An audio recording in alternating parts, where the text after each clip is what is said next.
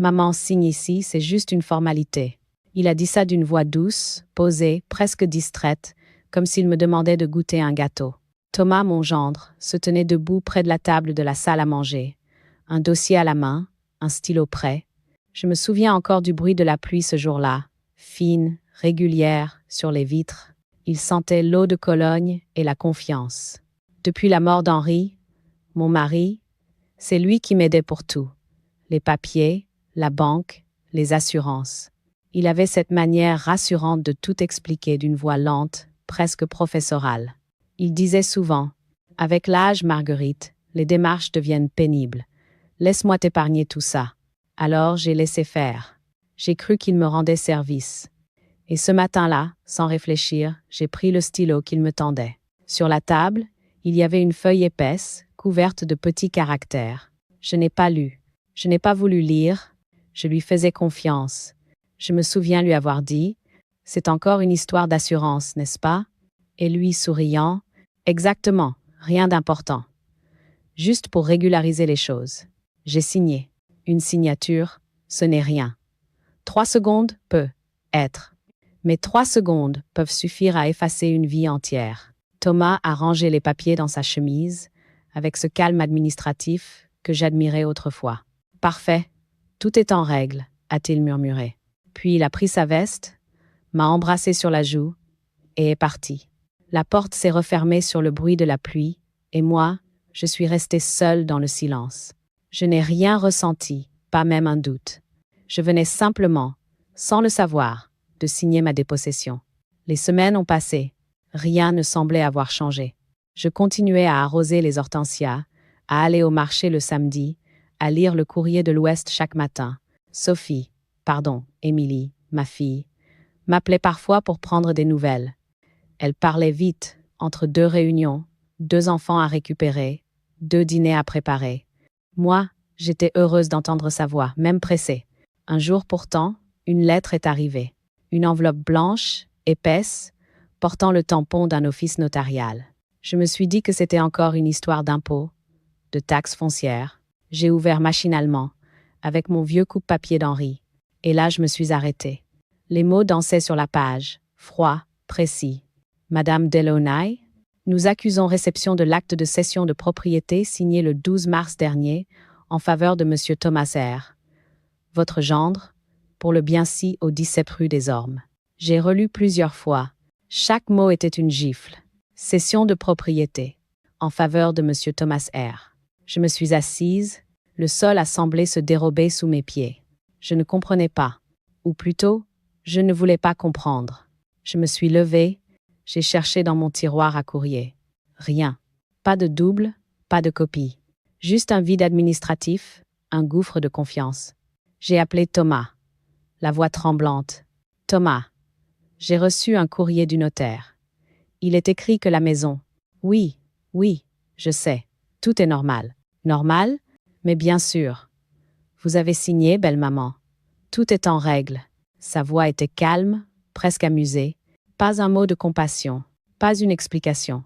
Juste cette phrase. « Vous avez signé. » Je crois que j'ai lâché le téléphone sans m'en rendre compte. Je suis restée longtemps à regarder mes mains. Elles tremblaient. Des mains qui avaient travaillé, élevé une fille, tenu un mari malade, porté des sacs de terre pour le jardin, des mains que j'avais toujours crues dignes, et qui venaient, sans le savoir, d'écrire leur propre effacement.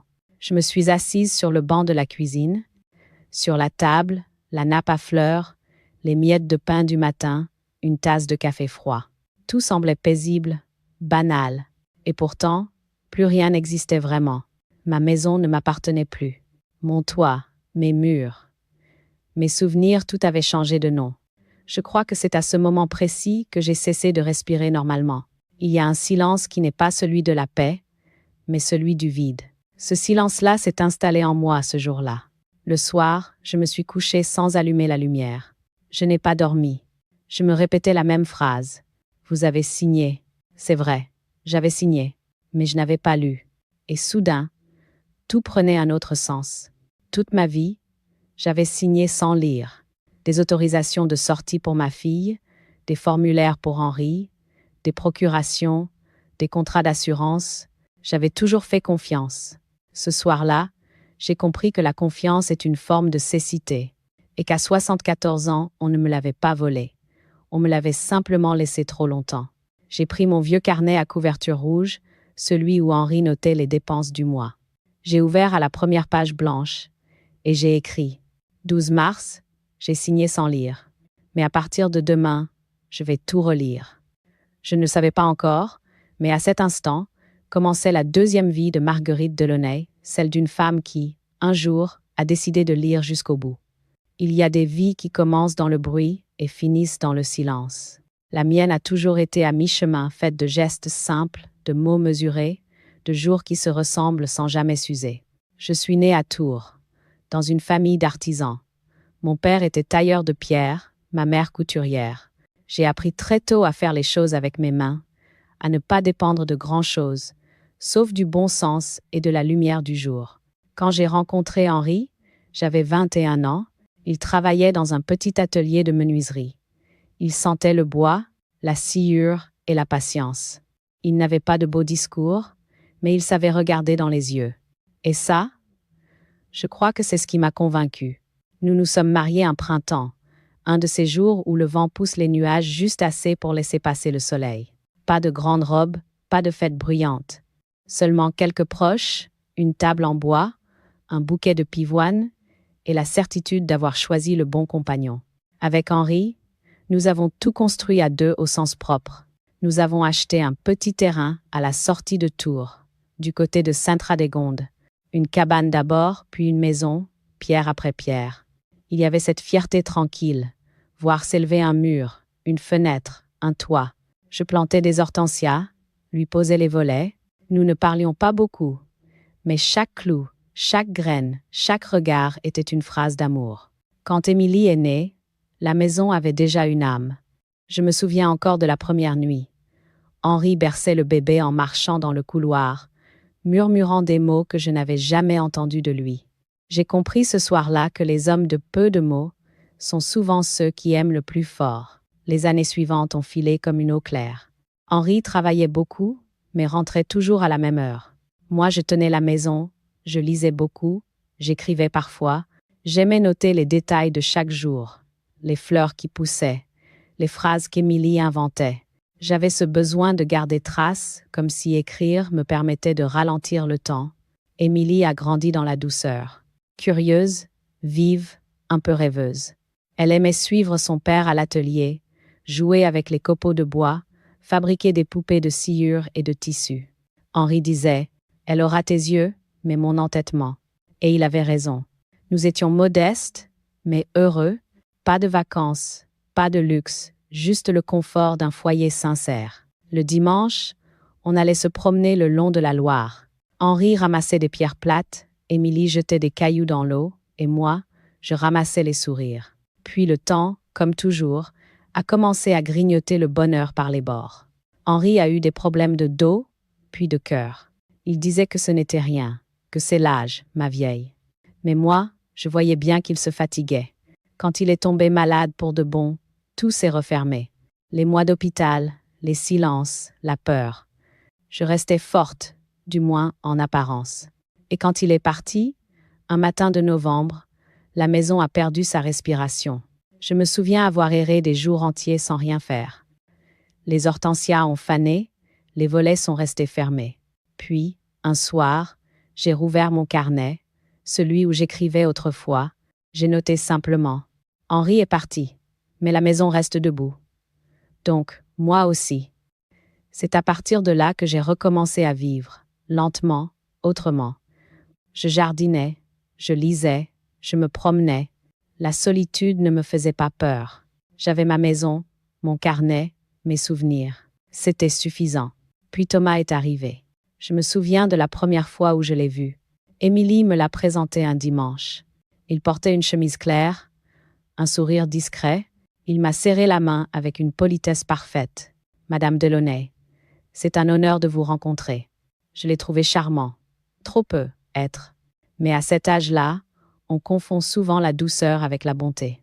Thomas était ingénieur, précis, calme, méthodique. Il parlait doucement, avec cette assurance tranquille des hommes qui savent convaincre. Il savait tout faire, surtout parler calmement. Je voyais bien qu'Émilie l'admirait, qu'il la protégeait. J'étais heureuse pour elle.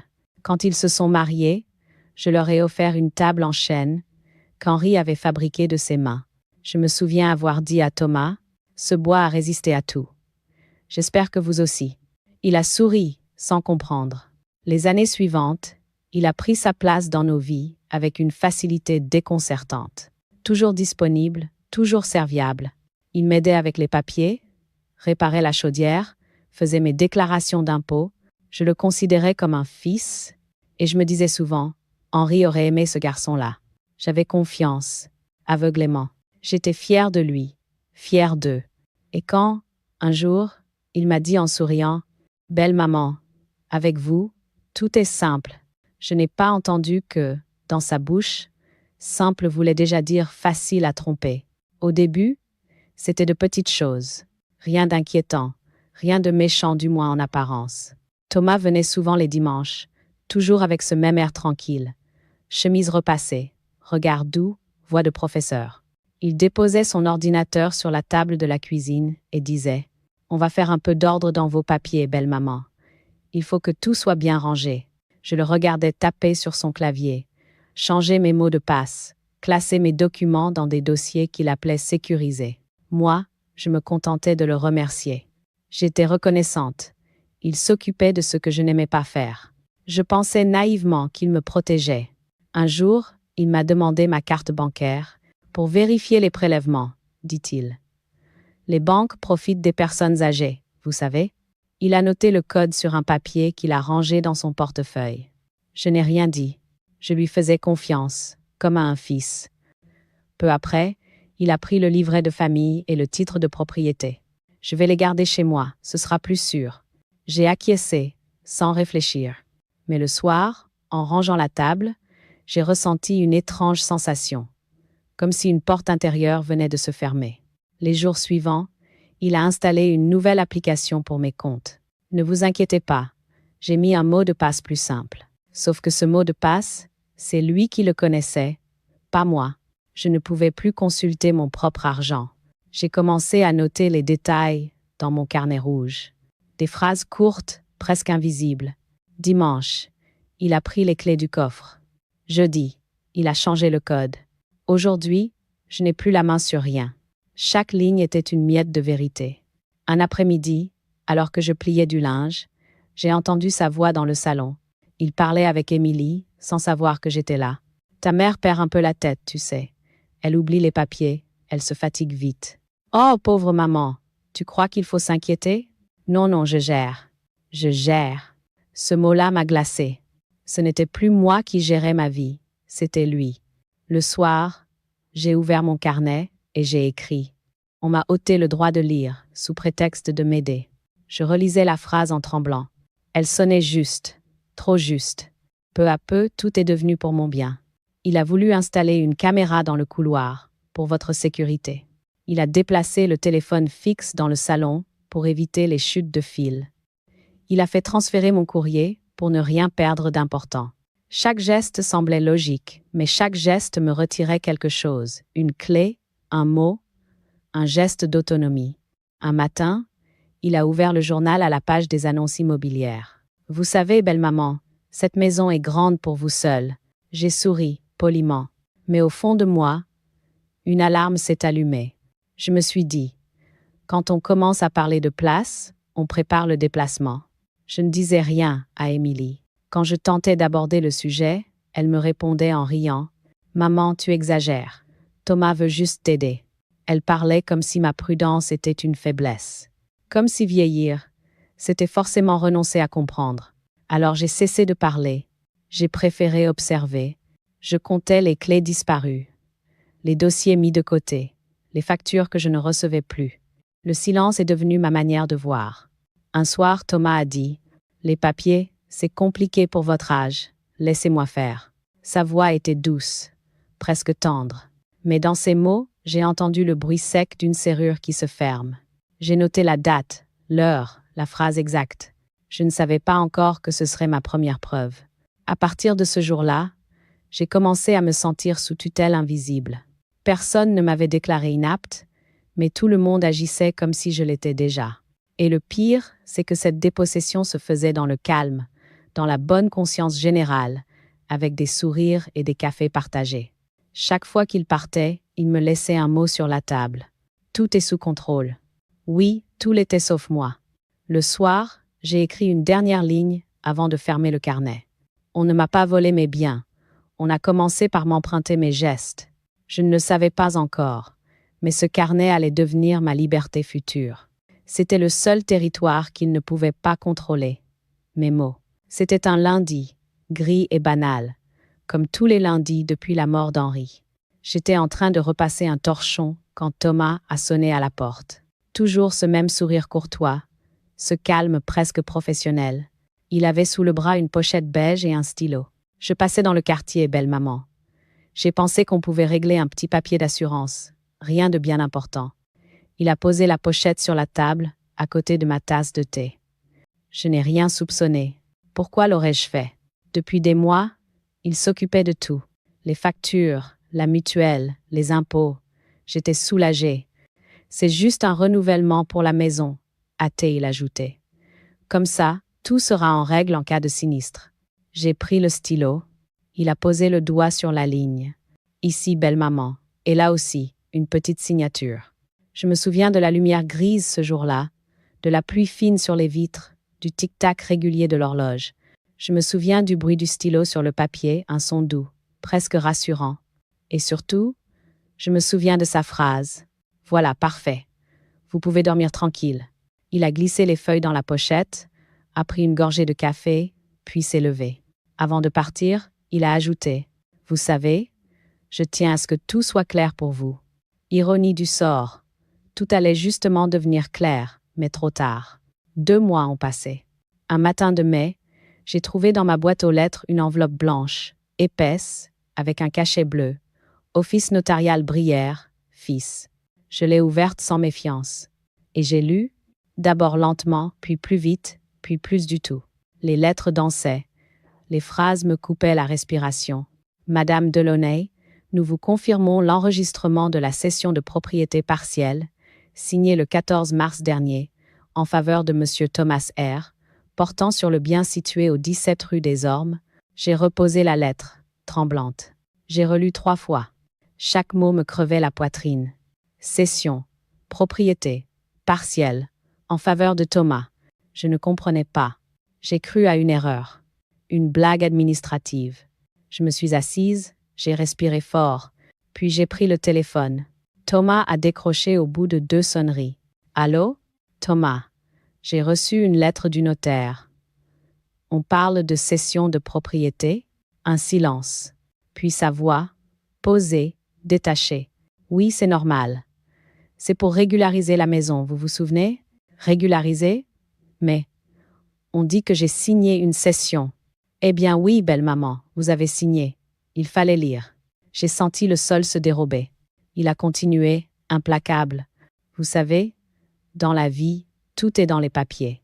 Mais c'était un renouvellement d'assurance. Je ne vous ai jamais dit ça. Sa voix était calme, presque lasse, comme s'il parlait à une enfant têtue. J'ai voulu parler à Émilie. Elle est à son travail, belle maman. Et franchement, vous lui faites du souci avec vos confusions. Et il a raccroché. Je suis restée là, le téléphone dans la main, le souffle court. Tout à coup, ma maison me semblait étrangère. Les murs, les cadres, les fleurs séchées, tout appartenait à quelqu'un d'autre. Le soir, j'ai attendu Émilie. Je savais qu'elle viendrait. Elle est arrivée vers 10 à 8 heures, l'air agacé. « Maman, Thomas m'a tout expliqué. Tu as signé un document? Oui, mais c'est pour protéger la maison. Pour la protéger? De moi? Elle a soupiré. Tu sais bien que tu n'as plus la tête à tout. C'est plus sûr comme ça. Plus sûr. Encore ce mot. La sécurité. Le prétexte universel pour toutes les trahisons tranquilles. Je me suis assise. Émilie, regarde-moi. Est-ce que j'ai l'air d'une femme qui ne comprend rien? Elle n'a pas répondu. Elle regardait ailleurs, comme si ma lucidité l'embarrassait. Alors j'ai compris. Elle savait. Ou du moins, elle préférait ne pas savoir. Tu fais confiance à ton mari? Ai-je demandé. Bien sûr. Moi aussi. Je me suis levée, j'ai pris la lettre du notaire, je la lui ai tendue. Regarde bien. Il ne m'a pas aidée, il m'a dépouillée. Elle a pâli, puis a murmuré. C'est impossible. Thomas ne ferait jamais ça. Les pires mensonges se disent toujours avec douceur. Elle a voulu parler, puis s'est tue. Je l'ai regardée partir, sans un mot, les larmes aux yeux. Je ne l'ai pas retenue. J'avais déjà perdu trop de choses ce jour-là pour perdre encore ma dignité. Cette nuit-là, je n'ai pas dormi. J'ai pris mon carnet rouge. J'ai relu les pages précédentes, toutes ces petites humiliations que j'avais notées sans vraiment comprendre leur cohérence. Et soudain, tout s'est aligné. Les mots de passe, les clés, le titre de propriété, la phrase « tout est sous contrôle ». Tout menait à ça, à cette signature, à cette dépossession parfaitement orchestrée. Je me suis revue, ce jour-là, en train de signer sans lire. Ma main calme, mon regard confiant, ma voix disant « Merci Thomas ». J'ai eu envie de crier, mais je n'ai rien dit. Je me suis contentée d'écrire. 14 mars, j'ai signé un vol. Il m'a trompée sans lever la voix. J'ai perdu la maison, mais pas la mémoire. Et plus bas, j'ai signé, oui, mais cette fois, je vais relire ma vie. J'ai fermé le carnet. Le silence de la maison était lourd, mais il n'était plus vide. Il contenait quelque chose de nouveau, de tranchant. Une décision. Je me suis levée, j'ai ouvert la fenêtre. La pluie avait cessé. L'air sentait la terre et la colère froide. J'ai murmuré. « Henri, aide-moi à remettre de l'ordre. » Et j'ai su que le lendemain, je ne serais plus une victime. Je deviendrais lectrice de ma propre histoire. Les nuits sont devenues longues. Je n'entends plus que le tic-tac de l'horloge, le craquement du bois et ma respiration courte. Je me couche, j'éteins la lampe, mais le sommeil reste dehors. Alors je me lève, j'allume la petite lampe du bureau et je relis. Je relis tout. Les vieux papiers, les relevés bancaires, les lettres d'Henri, les factures jaunies. Chaque feuille est un fragment de ma vie, une vie que je croyais claire, et qui, soudain, m'apparaît pleine de zones d'ombre. Je découvre à quel point j'ai signé sans comprendre, accepté sans vérifier, fait confiance sans lire. Je retrouve un carnet d'Henri, son écriture carrée, appliquée, ne jamais signer ce qu'on n'a pas lu. J'entends encore sa voix, prudente, lente, ferme, et je me demande quand j'ai commencé à oublier cette leçon. Dans la maison, tout me parle. La table où j'ai signé ce maudit papier, le fauteuil d'Henri, les clés qui ne servent plus. Je marche entre ces objets comme on traverse un champ de ruines. Et pourtant, quelque chose renaît. Une colère tranquille, un feu lent. Je comprends maintenant que ce n'est pas la vieillesse qui m'a rendue vulnérable, mais la confiance. On nous fait croire qu'avec l'âge, on perd la tête. Mais la vérité, c'est qu'on nous l'apprend doucement, à force de ne plus nous expliquer. Je le note dans mon carnet. La vieillesse, ce n'est pas ne plus comprendre, c'est qu'on ne nous explique plus. Je relis cette phrase plusieurs fois. Elle me rend forte. Elle remet le monde à l'endroit. Les jours suivants, je me suis imposé un rituel. Chaque matin, lire quelque chose que je ne comprenais pas la veille. Des articles de loi, des formulaires administratifs, des définitions. J'ai ressorti la loupe d'Henri et je me suis mise à étudier comme une élève appliquée.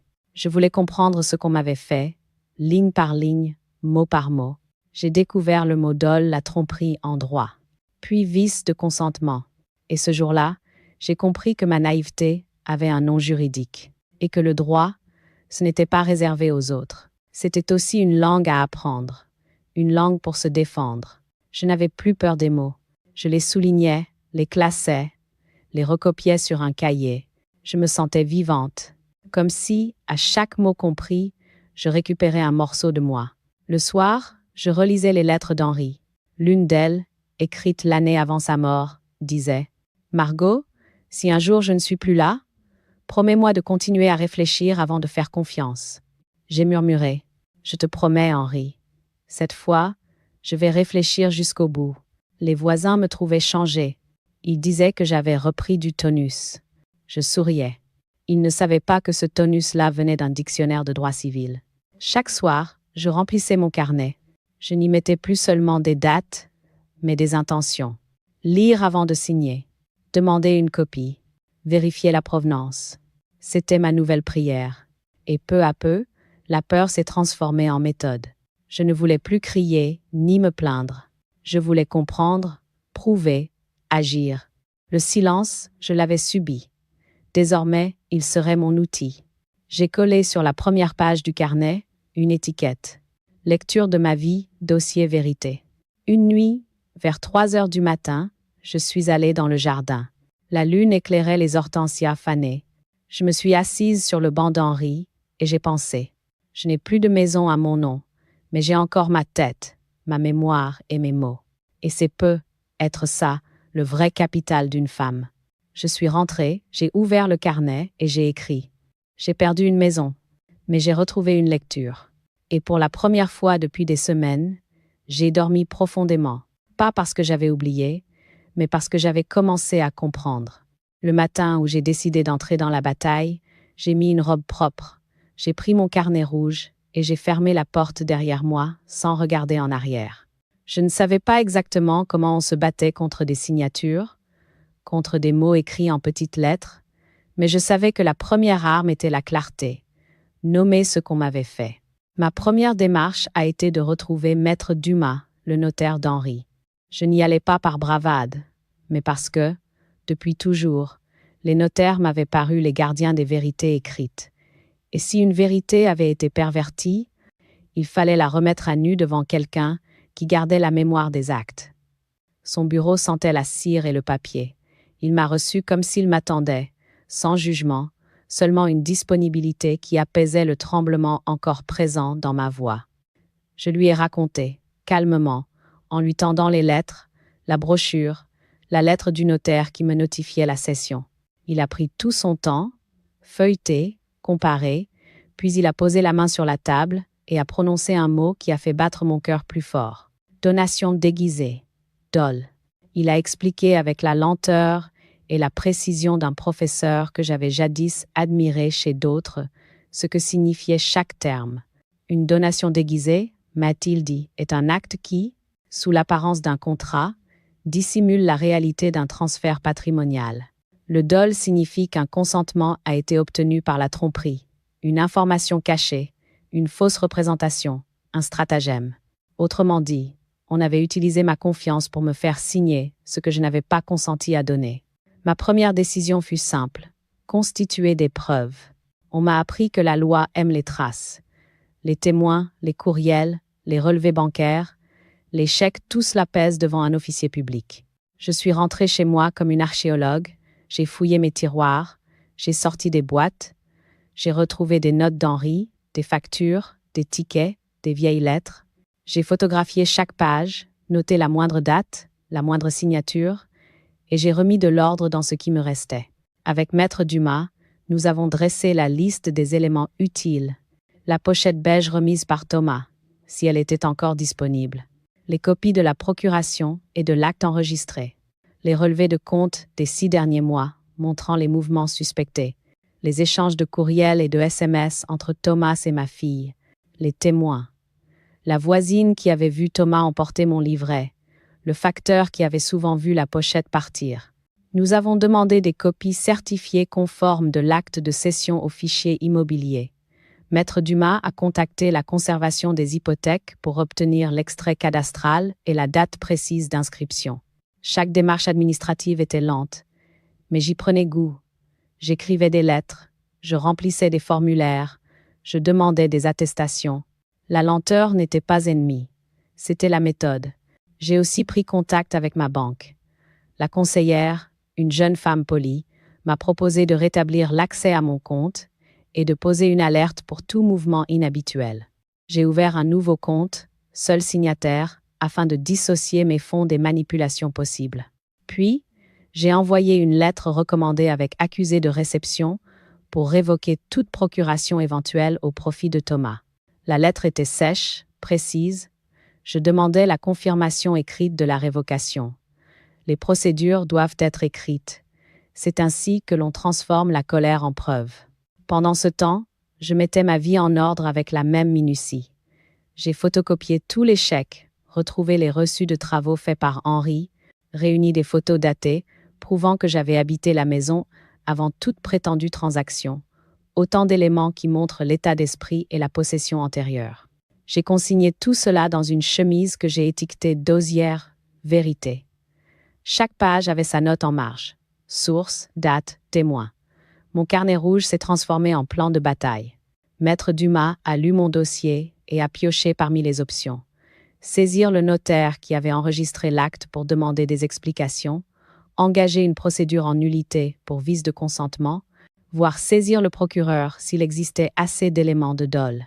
Mais d'abord, il voulait tenter une voie amiable, un constat clair adressé à Thomas et à Émilie, avec copie au notaire, rédigé par sa plume d'officier public. Parfois, a-t-il dit, la menace d'une procédure suffit à remettre les choses à leur place. Je me suis surprendre à ressentir une jubilation étrange en cochant les cases de la liste.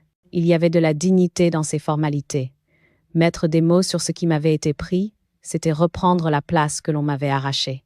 La colère n'était plus un feu fou, elle était désormais une rigueur. La nuit, je travaillais encore. Je relisais les captures d'écran des messages, je recomposais des chronologies. J'ai appelé l'ancienne amie d'Émilie qui avait parfois gardé les enfants et qui, sans le savoir, avait vu Thomas emporter des enveloppes. Elle a accepté de témoigner. Un voisin m'a fourni un reçu daté prouvant qu'il avait porté chez Thomas un paquet contenant des papiers appartenant à la maison. Un matin, Maître Dumas a posé une enveloppe sur la table. À l'intérieur, sur papier à en-tête, figurait une lettre rédigée en termes clairs, mise en demeure de restituer les documents et demande de justification. Elle partait ce jour-là en recommandée. Je l'ai signée.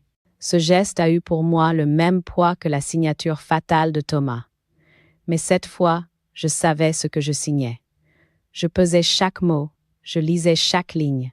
Avant de partir de chez le notaire, j'ai dit, à voix basse, mais comme pour m'affirmer, je n'ai plus peur des papiers. Ce sont eux qui doivent avoir peur de moi. Et pour la première fois, depuis que la lettre du notaire était arrivée dans ma boîte aux lettres, j'ai senti une paix ferme m'habiter. La paix d'une femme qui, doucement, reprend la lecture de sa propre vie. Je les ai invités un dimanche, à déjeuner. J'ai dit simplement « Venez donc ». J'ai fait un pot au feu. Le ton était doux, presque familier. Je ne voulais pas d'une guerre, mais d'une mise en lumière. Un déjeuner ordinaire pour un jugement intime. Thomas est arrivé le premier, toujours ponctuel, sûr de lui. Émilie suivait, un peu crispée, un gâteau dans les mains. Ils se sont installés comme d'habitude, à la même table où jadis nous fêtions les anniversaires. Le soleil entrait par la fenêtre, la nappe blanche était impeccable, le silence pesant. J'ai servi la soupe, j'ai parlé du marché, des hortensias, de la pluie. Je voulais que tout paraisse normal, et tout l'était, en apparence.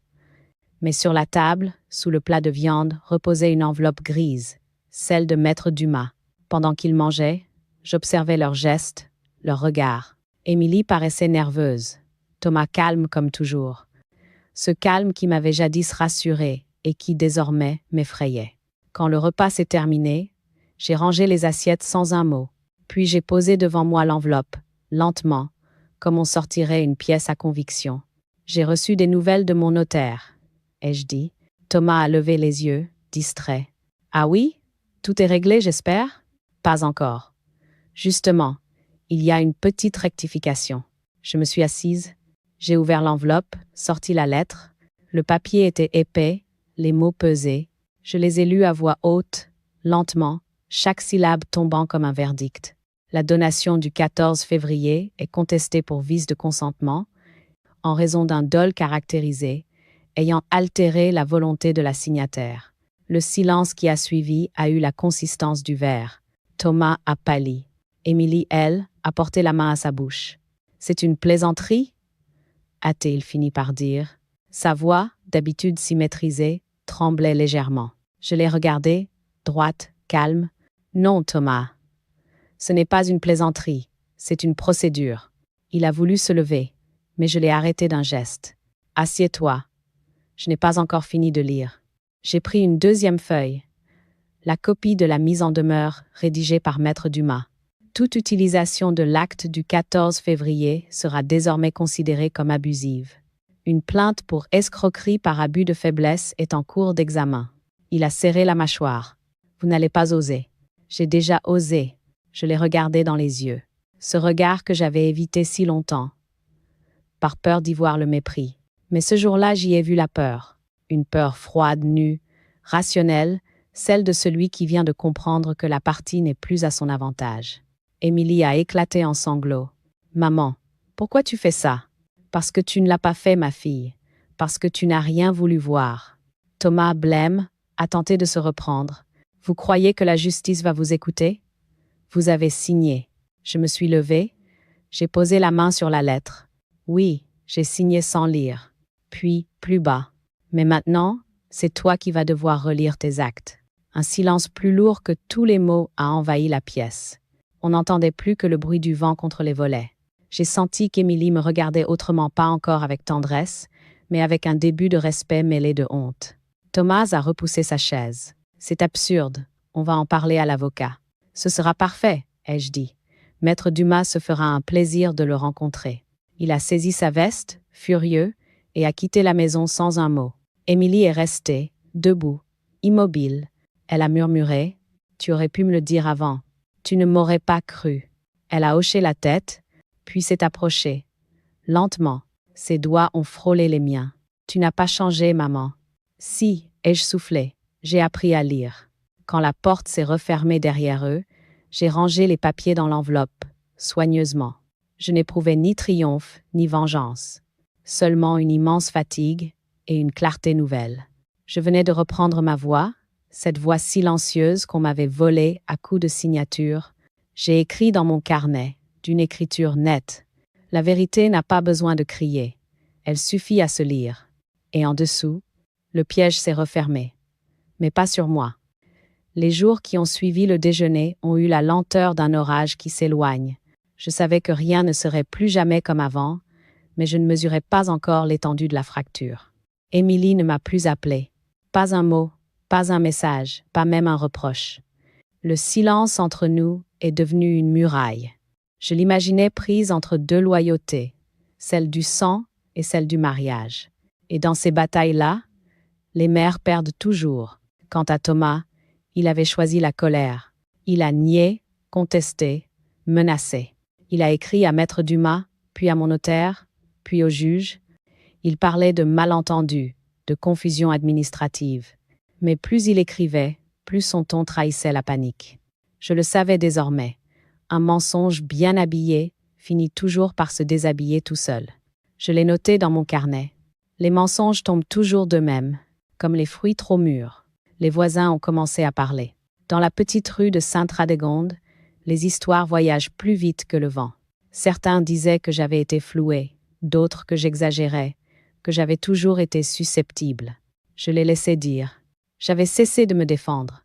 La vérité n'a pas besoin de témoins bavards. Le plus difficile, ce fut de voir Émilie s'éloigner davantage.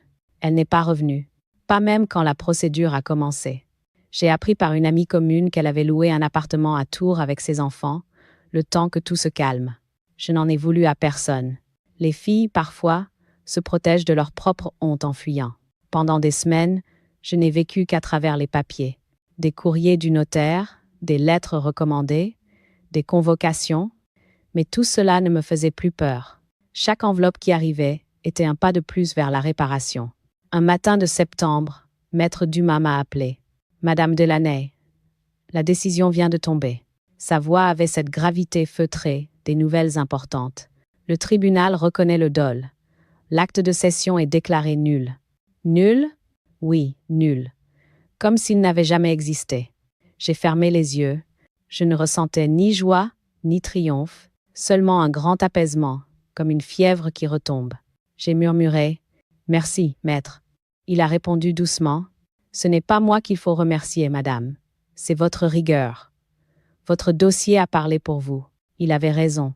C'est la méthode, pas la colère, qui m'avait sauvé. Et c'est étrange. La justice, quand elle arrive, ne fait pas de bruit. Elle se pose simplement là, sur la table, dans une enveloppe blanche. Une signature qui efface une autre. Je me suis assise sur le banc du jardin. La maison, celle qu'on avait voulu me prendre, se dressait devant moi, calme, intacte. Je la regardais comme on regarde un vieil ami retrouvé, mais je savais que je ne la reverrais plus jamais de la même façon. Ce n'était plus une maison, c'était une preuve. Je me suis promis de ne plus y enfermer ma vie, ni ma confiance. Elle m'appartenait de nouveau, mais je ne m'y sentais plus captive. Quelques jours plus tard, j'ai reçu une dernière lettre de Maître Dumas. Sobre, concise, comme toutes les lettres de la justice. Le transfert de propriété a été radié. La maison du 17 rue des Ormes est désormais réinscrite à votre nom, pleine et entière propriétaire. Marguerite Delaunay. Je l'ai lu debout, dans la cuisine, les mains tremblantes, puis j'ai éclaté de rire. Un rire sec, libéré, presque joyeux. Pas de vengeance, seulement une victoire intime, administrative, minuscule et immense à la fois. J'ai rangé la lettre dans mon dossier, entre le carnet rouge et les photos d'Henri. Et j'ai écrit « Je n'ai pas gagné contre lui. J'ai gagné pour moi. Mais la victoire a un prix. Le vide. L'après-justice est étrange. On croit qu'on va respirer mieux. Mais ce qu'on respire d'abord, c'est la solitude. La maison me paraissait plus grande, le silence plus épais. J'ai recommencé à marcher dans le jardin, à arroser les fleurs, à écrire. Les gestes simples sont redevenus mes repères. Je recevais parfois des appels anonymes, des gens qui raccrochaient sans parler. Je savais que c'était Émilie. Je ne lui en voulais pas. Chacun a sa manière de revenir sans oser frapper. Une nuit, j'ai rêvé qu'Henri était assis près de moi. Il lisait lentement une feuille de papier, puis levait les yeux en souriant. « Tu as bien fait, Margot. Tu crois ? » ?»« Oui. Les hommes trichent avec les contrats, mais pas avec la lumière. » Je me suis réveillée en paix. Depuis, j'ai choisi le silence. Pas celui de la honte, mais celui qui protège. Je n'ai pas cherché à convaincre, ni à réparer ma relation avec ma fille. Je sais que le temps finira par faire tomber la poussière. Tout finit toujours par se déposer. La maison, elle, vit autrement. Je laisse les fenêtres ouvertes, la lumière entrer.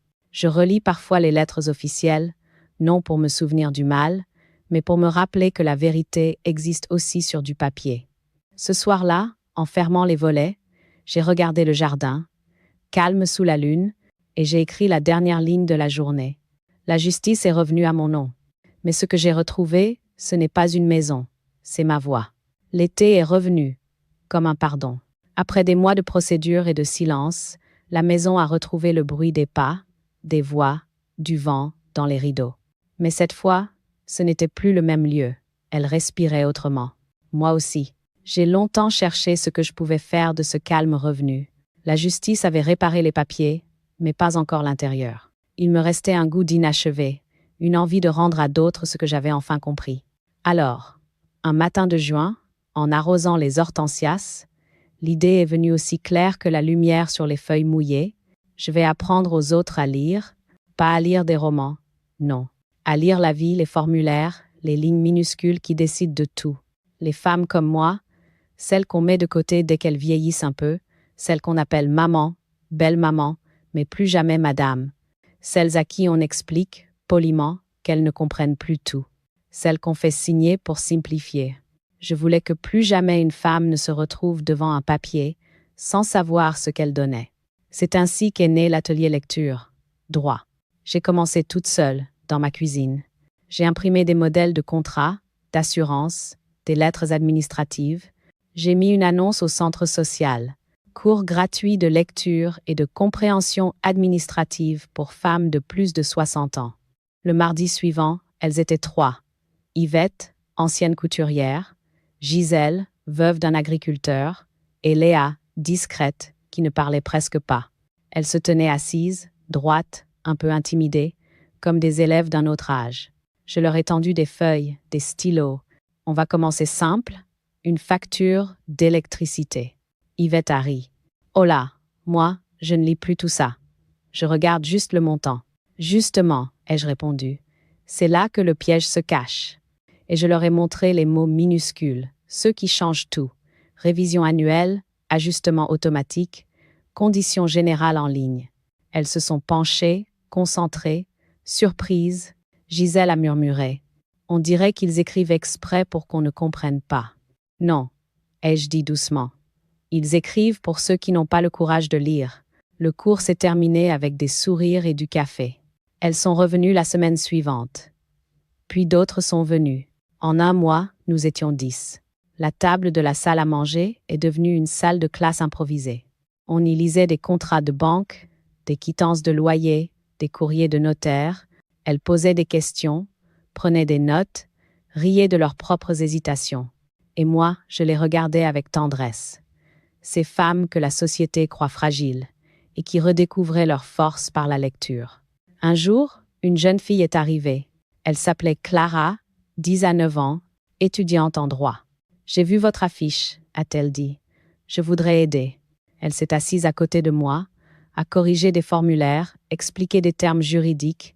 Sa présence donnait au groupe une énergie nouvelle. La jeunesse qui écoute et non qui explique. Un après-midi, alors que nous travaillions sur un modèle de testament, Clara m'a regardé longuement. « Madame Delaney, pourquoi vous faites tout ça ?» J'ai souri. « Parce qu'un jour, on m'a volé ma lecture.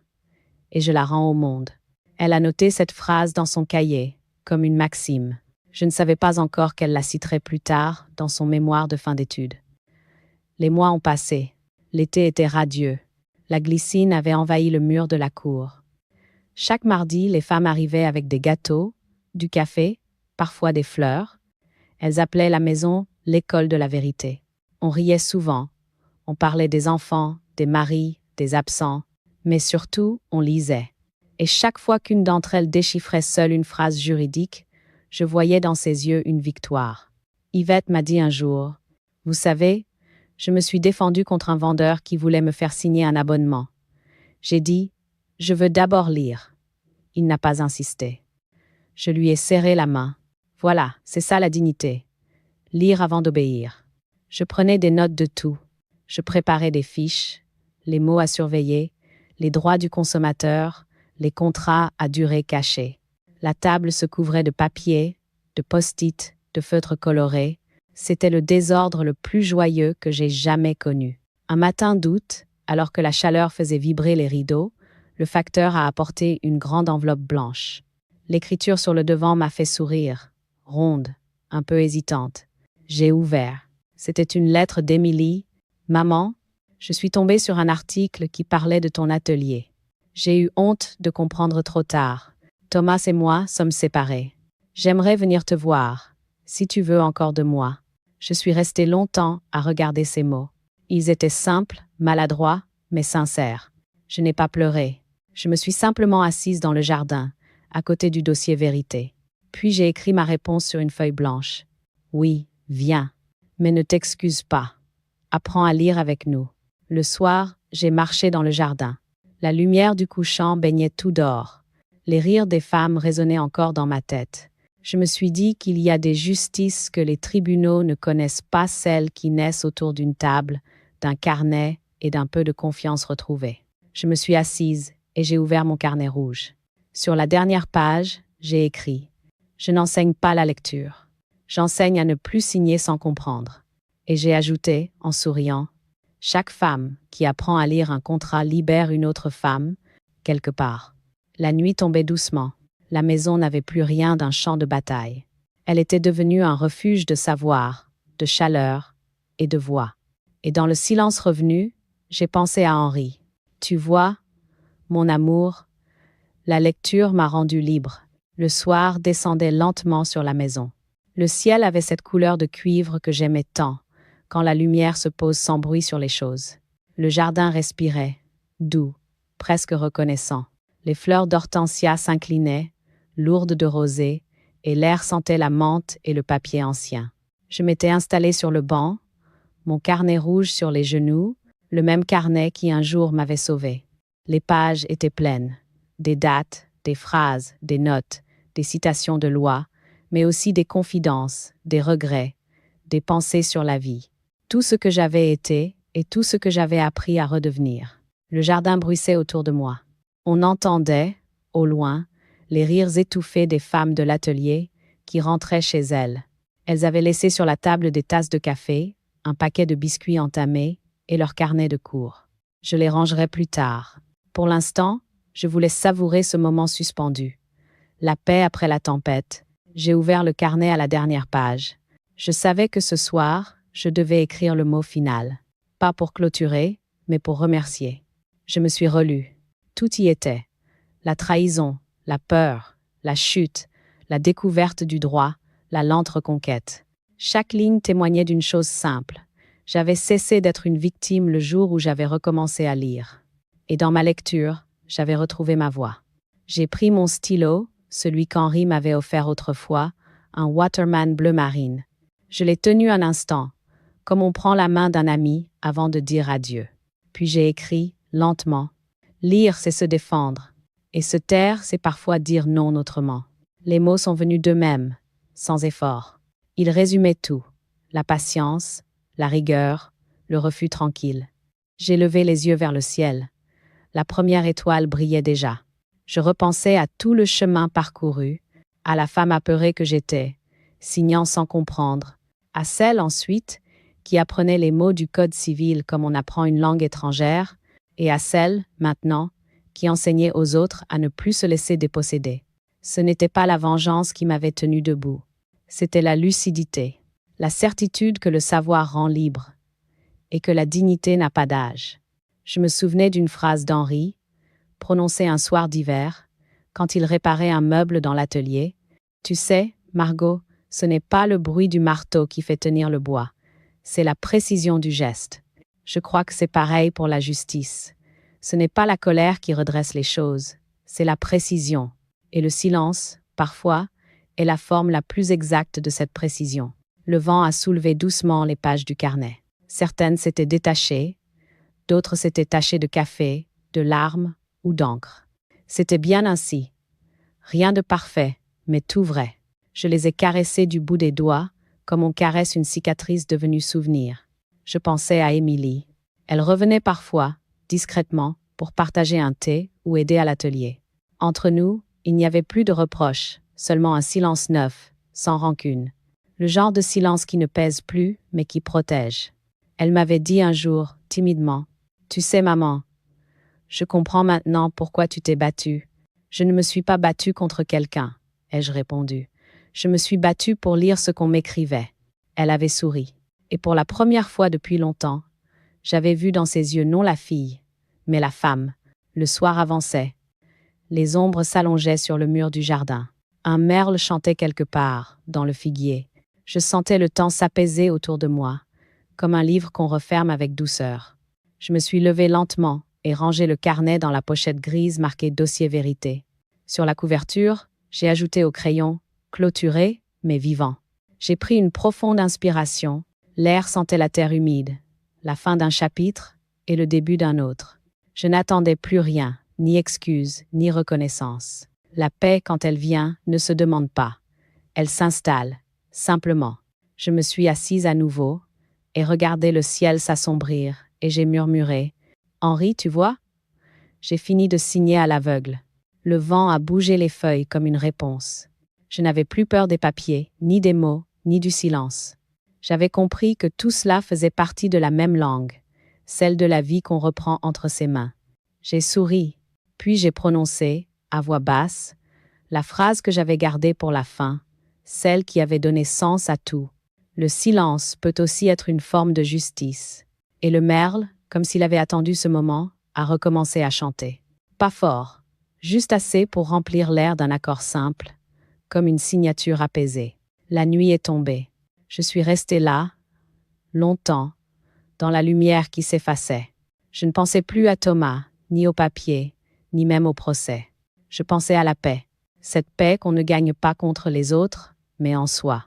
Celle qui s'obtient à force de lire, d'attendre, de se taire au bon moment. J'ai refermé le carnet.